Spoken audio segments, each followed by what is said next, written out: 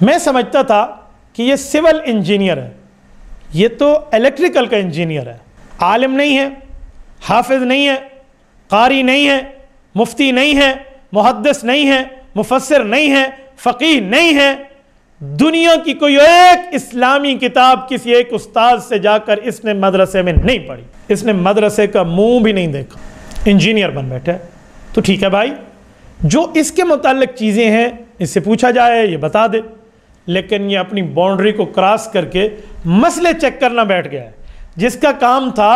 تار کو چیک کرنا، ٹھنڈی کون سی، گرم کون سی، پازیٹیو کون سی، نیگیٹو کون سی، یا سول انجینئر تھلی سیدھی، گلی سیدھی، سڑک سیدھی، چھت پہ کتنی بوریاں سیمنٹ، کتنے سینکڑا ریت، کتنا بجری، یہ معاملات یہ اس سے نکل گیا ہے اور مسئلوں کو چیک کرنے بیٹھ گیا۔ علی بھائی، آپ نے کیسے تمام فرقوں کے درس نظامی پڑھ لیا اور ایک رزلٹ تک پہنچے؟ درس نظامی تو نہیں پڑھا، درس نظامی پڑھا ہوتا تو علی بے نہ پتا ہوندی، اللہ دے بندو درس نظامی نال کیڑا علم آمدا ہے؟ اوریجنل کتابیں پڑھیں، اور ان کے جو بڑے علماء ہیں نا انہوں نے بڑے تحقیقی کام کیے ہیں، ایٹ لیسٹ انہوں نے مخالفین کے جو پول کھولے ہوئے ہیں وہ بڑے اچھے کھولے ہوئے ہیں، وہ آپ پڑھیں، اور ان کے کرتوت پڑھنے ہو تو ان کے مخالف کے پڑھ لیں،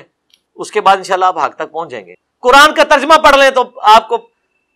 80% مولوی ادھر ہی فارغ ہو جائیں گے، حدیث تک تو پہنچنے کی ضرورت نہیں پڑے گی۔